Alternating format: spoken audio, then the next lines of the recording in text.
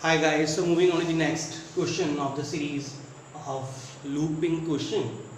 We have next question. Int main int I comma j, I equals to j is equal to 2, while minus minus I and then j plus plus. You have to print the value of I comma j plus plus. So let's see. See, I value of I is 2 and j is 2. So minus minus I, it is basically pre-decrement. So value of I कितनी होगी? I की value होगी 1. Now 1 and your j plus plus, so value of j is 2. It is post increment, तो post का मतलब अभी ये 2 ही रहा, मैं स्टार लगा रहा हूँ, मतलब दोबारा कहीं में मेरे प्रोग्राम में j आएगा तो उसकी वैल्यू हो जाएगी 3. तो फर्स्ट टाइम क्या हुआ 1 and 2 स्टार, ये आपकी i की वैल्यू है और ये आपकी j की वैल्यू है. तो 1 and ट्रू, कंडीशन क्या होगी? ट्रू, बिकॉज लॉजिकल एंड में दोनों ट्रू अगर होते हैं तो आपकी कंडीशन क्या होगी? ट्रू होगी. ट्रू होगी तो मैं नीचे आया, i को प्रिंट कर रहा हूँ बिकॉज ये था माइनस माइनस आई की वैल्यू कितनी होगी थी 1, तो इसमें क्या प्रिंट किया 1, और यहाँ पे 2 स्टार था और ये j प्लस प्लस है, तो जैसे इस j पे आया बिकॉज ऑफ 2 प्लस प्लस ये वैल्यू कितनी हो गई? 3 हो गई, और ये 4 नहीं होगी बिकॉज ये पोस्ट इंक्रीमेंट है. पोस्ट इंक्रीमेंट मतलब दोबारा अगर j मेरे प्रोग्राम में आएगा तो वैल्यू वहां पे कितनी हो जाएगी? वहां पे वैल्यू कितनी हो जाएगी? 4 हो जाएगी, और अभी 3.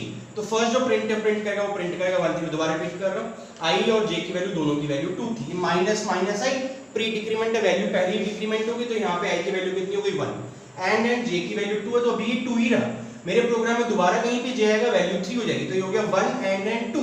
कंडीशन क्या हो गई? ट्रू. ट्रू तो मैं नीचे आया, i की वैल्यू प्रिंट करी, i कितना है 1, तो i प्रिंट हुआ 1 बिकॉज ऑफ 2 प्लस प्लस, जैसे ही j पे आया वैल्यू होगी 3. अब ये j प्लस प्लस है, प्लस प्लस जी नहीं, ये 4 हो जाता, j प्लस प्लस तो अभी वैल्यू रही थी, दोबारा फिर लूप में जाएगा. अब i की वैल्यू कितनी है 1, अब ये वैल्यू कितनी होगी 0. एंड अब मैंने तुम्हें लॉजिकल ऑपरेटर में बताया था, इन केस ऑफ लॉजिकल एंड अगर मेरा फर्स्ट एक्सप्रेशन फॉल्स होता है तो मैं सेकंड को इवैल्यूएट नहीं करता. क्यों नहीं करता? बिकॉज अगर मैं इसको इवैल्यूएट करूंगा तब भी मेरा एक्सप्रेशन फॉल्स ही रहेगा. अगर ये ट्रू रहा तब भी फॉल्स है, और अगर ये फॉल्स रहा तब भी फॉल्स है. तो लॉजिकल एंड में मैंने ये बताया था, मेरे ऑपरेटर वाले इस सेशन में जाके पढ़ लेना कि अगर in case of logical and if my first expression is false we are not going to evaluate the second expression. ठीक है, तो ये j++ इवैल्यूएट ही नहीं होगा. तो अगर ये इवैल्यूएट नहीं है तो हमारा आंसर क्या है? बिकॉज़ ये कंडीशन क्या होगी? फॉल्स हो गई. फॉल्स हो गई तो मैं सीधा लूप के बाहर ही आ गया, ये प्रिंटफ इवैल्यूएट ही नहीं होगा. तो लॉजिकल एंड में क्या होता है? अगर if my first expression is false I am not going to evaluate the second expression, because मेरा रिजल्ट जो है वो डिपेंड किस पे करेगा? मेरा रिजल्ट डिपेंड करेगा फर्स्ट पे ही करेगा. अगर ये फॉल्स है, अगर ये ट्रू भी हुआ तब भी फॉल्स ही आना है, और अगर ये फॉल्स हुआ तब भी फॉल्स ही आता है. बिकॉज एंड में क्या दोनों कंडीशन ट्रू रहनी चाहिए. अगर फर्स्ट ट्रू रहती है तो मैं सेकंड पे जाके इवैल्यूएट करता हूं, मेरा रिजल्ट इस पे डिपेंड करेगा. अगर ये फॉल्स हुआ तो मेरा एक्सप्रेशन फॉल्स हो जाएगा, अगर ये ट्रू रहा तो मेरा एक्सप्रेशन ट्रू रहेगा बिकॉज फर्स्ट ट्रू है. लेकिन अगर फर्स्ट फॉल्स है तो सेकंड को इवैल्यूएट करने की जरूरत ही नहीं पड़ती. तो फर्स्ट केस में क्या हुआ? माइनस माइनस आई था, आई की वैल्यू 2 थी तो आई की वैल्यू 1 हो गई, और j की वैल्यू 2 थी तो ये 2 प्लस प्लस हुआ. तो कंडीशन क्या हुई? 1 एंड 2, कंडीशन हुई ट्रू. तो मैं नीचे आया, i माइनस माइनस था, i की वैल्यू 1 होगी तो i की वैल्यू 1 होगी. ये 2 प्लस प्लस था, जैसे ही j पे वैल्यू होगी 3, फिर मैं दोबारा ऊपर गया, i की वैल्यू अब कितनी हो गई? i पहले कितना था? 1 था, तो अब ये माइनस माइनस अगर माइनस देखो तो वैल्यू कितनी हो जाएगी? 0. अब 0 एंड मैं ये आगे इवैल्यूएट ही नहीं करूंगा, तो कंडीशन क्या होगी? फॉल्स. फॉल्स तो लूप के बाहर, तो आंसर क्या है? 1 एंड 3 ओनली.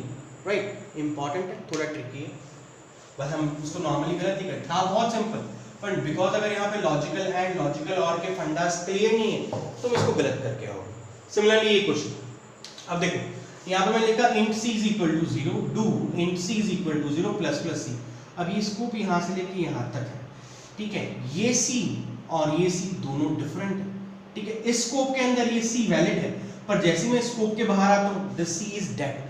ठीक है, ऑटो वेरिएबल का स्कोप विद इन द आपका स्कोप होता है, इसके अंदर ये c वैलिड है, पर जैसे मैं स्कोप के बाहर आऊंगा ये c खत्म, फिर मैं ऊपर वाला c लूंगा. तो अब ये कैसे काम कर रहा है? देखो, c is equal to 0, ठीक है, ये इस c का पार्ट है, ठीक है, ये वाला इसका पार्ट है, तो प्लस प्लस c हुआ, c की वैल्यू कितनी होगी? 1. तो printf c is equal to, सबसे पहले क्या प्रिंट हुआ? 1. ठीक है, c is equal to 1 आ गया. फिर मैं यहाँ पे आया, plus plus c less than equal to 4. अब ये c जो है वो ये वाला c नहीं है, ये c है वो ये वाला c है, तो c प्लस प्लस c हुआ तो c की वैल्यू कितनी हो गई? 1. 1 less than equal to 4, condition true. मैं दोबारा 2 में गया, मैं दोबारा क्या हुआ? int c is equal to 0, फिर से c की वैल्यू कितनी होगी? 0.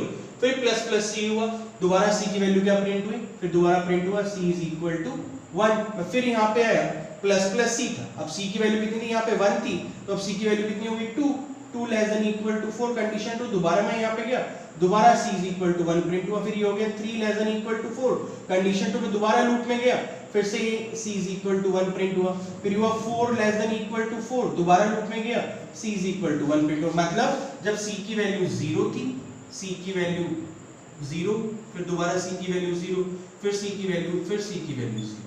ये आपका इंटरनल वाला c है, इंटरनल c, ठीक है। एक्सटर्नल जो है इस फंक्शन के लिए, वहां पे c की वैल्यू क्या हुई इनिशियली, जब ये मैं प्रिंट किया, जब देखो दोबारा मैं इसको रिपीट करता हूं, जब मैंने इस फंक्शन को कॉल किया int c is equal to 0 plus plus c printf c, तो यहाँ पे क्या प्रिंट हुआ, सबसे पहले यहाँ पे प्रिंट हुआ c is equal to 1। फिर मैं नीचे आया, प्लस प्लस c हो गया 1 less than equal to 4, condition क्या हुई, ट्रू हुई। मैं दोबारा लूप में गया, मैंने फिर से c की वैल्यू 0 कर दी, प्लस प्लस c हुआ, फिर से c is equal to 1 print हुआ। फिर नीचे आया, क्योंकि c की वैल्यू यहाँ पे पहले 1 थी, अब c की वैल्यू हो गई 2, तो 2 लेस देन इक्वल टू 4 हुआ, ठीक है। दोबारा मैंने एंटर किया, फिर से c की वैल्यू कितनी हुई 1, फिर हुआ 3 लेस देन इक्वल टू 4, फिर से c की वैल्यू क्या प्रिंट हुई 1, फिर 4 लेस देन इक्वल टू 4, फिर से c की वैल्यू क्या प्रिंट हुई 1 प्रिंट हुई, ठीक है।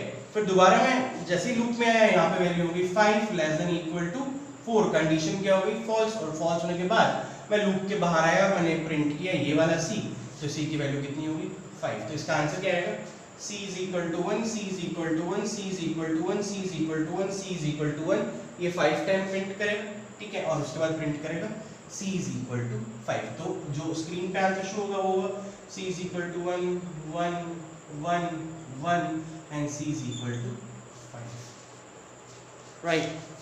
अगेन अच्छे क्वेश्चंस थे यार, जितनी प्रैक्टिस करो उतनी ही कम, right. So take care, bye.